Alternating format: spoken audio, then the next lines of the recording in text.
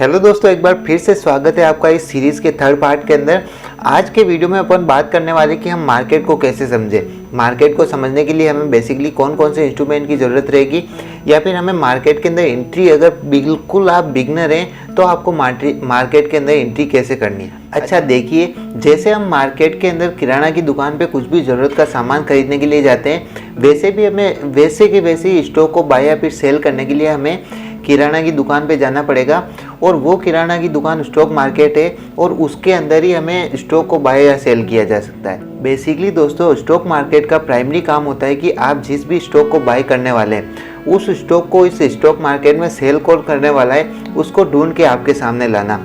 और ये जो ढूंढ के लाने की जो मेन प्रोसेस होती है, यही काम स्टॉक मार्केट करता है और ये स्टॉक ब्रोकर के द्वारा किया जाता है। और बेसिकली दोनों की सहमति से जिस भी प्राइस के ऊपर ऑर्डर एग्जीक्यूट होगा उसको ढूंढ के लाना और उस ऑर्डर को एग्जीक्यूट करना, यही बेसिकली स्टॉक मार्केट का काम होता है। अच्छा, इस प्रोसेस में जो स्टॉक मार्केट के जो स्टॉक एक्सचेंज वगैरह होते हैं, ये जो बायर और सेलर होते हैं, इन दोनों से थोड़ा थोड़ा सा कमीशन लेते हैं और इसी की वजह से ये स्टॉक मार्केट चलता रहता है। इनके जो कमीशन है उसके आधार पे इनका चलता रहता है। अच्छा, यहाँ पे स्टॉक मार्केट में ट्रेड करने के लिए या फिर किसी भी स्टॉक को बाय या फिर सेल करने के लिए यहाँ पे किसी स्टॉक ब्रोकर के साथ में आपको रजिस्टर करवाना रहता है उस बायर या सेलर को।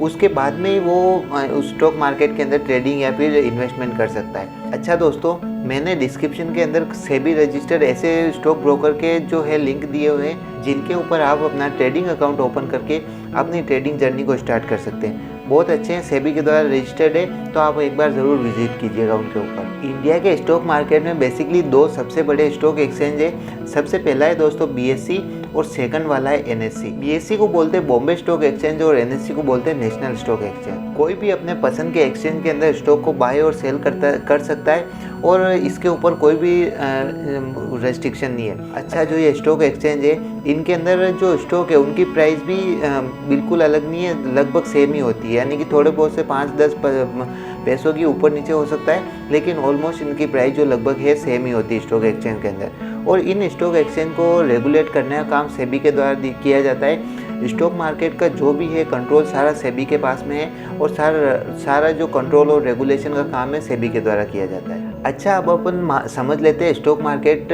होता क्या है और ये कितने टाइप का होता है। मुझे एक बात बताइए, सबसे ज़्यादा आप किससे ये करते हैं? सबसे ज़्यादा मुझे ऐसा लग रहा है आपका इंटरेस्ट क्रिकेट के अंदर होगा। अब स्टॉक मार्केट के अंदर भी हो जाएगा, इस सीरीज़ को देखते रहिएगा। क्रिकेट के अंदर आपका सबसे ज़्यादा इंटरेस्ट है, मैं ऐसा समझ रहा हूँ, है ना। अगर आपको पता हो तो पहले के टाइम में सबसे ज़्यादा है टेस्ट मैच ही खेले जाते थे और उस एक मैच को कंप्लीट होने में कम से कम 4 से 5 दिन लगते थे। इसके बाद में दोस्तों वनडे टेस्ट मैच आया, जिसने एक ही दिन में मैच को ख़त्म करके रख दिया। और उसके बाद में इन्होंने इंट्रोड्यूस किया T20 को। T20 तो ऐसा आया कि उसने मात्र 3 घंटों के अंदर ही मैच को ख़त्म कर दिया। अच्छा, अब मुझे एक बात बताइए कि जिस स्पीड से जो प्लेयर है वो टेस्ट मैच को खेलते हैं, क्या उसी स्पीड से वनडे और T20 को भी खेलेंगे? तो इसका आंसर है नहीं, क्योंकि अलग अलग मैच के लिए अलग अलग स्ट्रेटजी का यूज़ होता है और अलग अलग स्ट्रेटजी के लिए अलग अलग टाइम लगता है। उसी तरीके से जब अपन दोस्तों स्टॉक मार्केट के अंदर आते हैं तो उसके अंदर भी अलग अलग तरीके के टाइम फ्रेम पे ट्रेडिंग की जाती है। जो ट्रेडिंग होती है मेनली बेसिकली इंट्राडे ट्रेडिंग होती है, स्विंग ट्रेडिंग होती है, डिलीवरी ट्रेडिंग होती है, FNO ट्रेडिंग भी होती है, उसके बारे में मैं बात करूंगा। लेकिन आज अपन इंट्राडे, स्विंग ट्रेडिंग और डिलीवरी ट्रेडिंग के बारे में बात करने वाले हैं। सबसे पहले अगर मैं बात करूं इंट्राडे ट्रेडिंग की, तो ये बेसिकली वनडे मैच के जैसा होता है। वनडे मैच के अंदर क्या होता है, एक ही दिन के अंदर आपको उस मैच को ख़त्म करना होता है। सेम इसी तरह इसके अंदर जब 9:15 बजे मार्केट ओपन होता है, 3:30 बजे मार्केट क्लोज होता है, तो उसी के अंदर टाइम फ्रेम के अंदर आपको अपनी पोजीशन को एग्जिट करना होता है। सपोज़ कीजिए आपने 9:15 बजे कोई पोजीशन बना ली, किसी स्टॉक को बाय कर लिया, तो आपको 3:30 से पहले उस पोजीशन को एग्जिट करना होगा। अदरवाइज जो है ये मार्केट ऑटोमेटिक खुद ही, जो आपका स्टॉक ब्रोकर है, वो आपकी पोजीशन को क्लोज कर देगा और आपको इसी इंटरडे के बीच में ही आपको प्रॉफिट और लॉस का पता चल जाता है। अच्छा, ये भी 2 टाइप की हो सकती है, इंटरडे ट्रेडिंग भी 2 टाइप की हो सकती है। फर्स्ट हो सकती है स्कैल्पिंग। अगर मैं स्कैल्पिंग की बात करूं तो इसके अंदर अपन क्या करते हैं कि जो प्राइस चल रही होती है उसके किसी छोटे से मूव को कैप्चर करते हैं और उसके आधार पे हम ट्रेडिंग करते हैं। यानी कि सपोज़ कीजिए ये मार्केट चल रहा है और मार्केट के अंदर आपको ट्रायंगल पैटर्न बनता हुआ नज़र आ गया।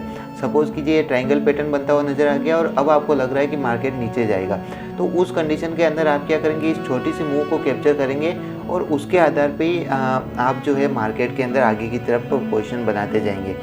अच्छा, इस टाइप की जो मूवमेंट आती है छोटी छोटी सी, इस टाइप की पूरे दिन के अंदर बहुत सारी मूवमेंट आपको देखने को मिलती है और आप छोटा छोटा करके पैसा बना सकते हैं। तो इसी को बोलते हैं स्कैल्पिंग ट्रेडिंग। सेकंड होती है डायरेक्शनल ट्रेडिंग। डायरेक्शनल ट्रेडिंग के अंदर क्या होता है कि बेसिकली आपको एक मार्केट जिस भी रेंज के अंदर चल रहा होता है, जिस भी ट्रेंड के अंदर चल रहा होता है, उस डायरेक्शन को पकड़ना रहता है और उसी के आधार पर ट्रेडिंग करनी रहती है। ऐसी डायरेक्शनल ट्रेडिंग जो स्ट्रेटजी है वो दिन में कम से कम 2 बार ऐसी मूव आ सकती है और उस मूव को आपको पकड़ के आप अपने जो है बाइंग या फिर सेलिंग की स्ट्रेटजी बना सकते हैं। तो डायरेक्शनल ट्रेडिंग के अंदर क्या होता है कि आपको पूरे दिन के अंदर सिर्फ 1 या 2 स्ट्रेटजी मिलेगी और सपोज़ कि ये मार्केट ऊपर जा रहा है और आपको ऐसा लग रहा है कि मार्केट आज के दिन इतना तक ऊपर जा सकता है, तो आपको जो वो ट्रेंड मिला है ना, इसके अंदर ही देख लीजिए जिस तरीके से ये ऊपर जा रहा है, एक ट्रेंड जो मिला ये डायरेक्शनल ट्रेडिंग के अंदर आता है। इसके बाद में अपन बात कर लेते हैं स्विंग ट्रेडिंग की।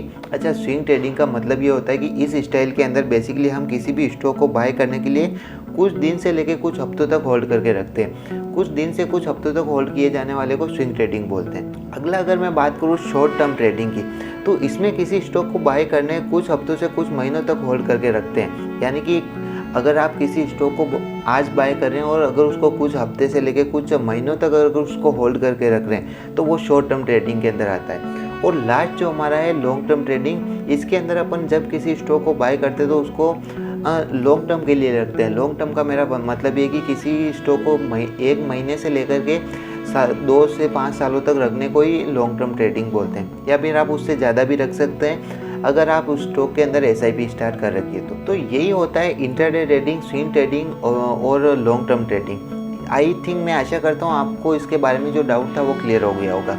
अब अगले वीडियो में अपन बात करेंगे कि इन्वेस्टमेंट में किन किन बातों का ध्यान रखना चाहिए ताकि आपका लॉस कम से कम हो सके और जो प्रॉफिट है वो मैक्सिमम हो सके। मेरा मकसद यही रहेगा कि जो आपका पैसा लगा रहे हो आप, वो नहीं डूबना चाहिए, भले ही प्रॉफिट हो या नहीं हो। तो मेन उद्देश्य मेरा यही है, तो अपन इस सीरीज़ के अंदर आपको बने रहना होगा। और thank you so much video को यहाँ तक देखने के लिए। अगर वीडियो पसंद आए तो इसको जल्दी से लाइक, शेयर और सब्सक्राइब कर दीजिए ताकि आपको अगले वीडियो जो इंटरेस्टिंग वीडियो आने वाला है जिसमें अपन बात करने वाले कि इन्वेस्टमेंट के अंदर हमें किन किन बातों का ध्यान रखना है, तो वो बहुत अच्छे से मिल सके। थैंक यू सो मच और जय श्री राम।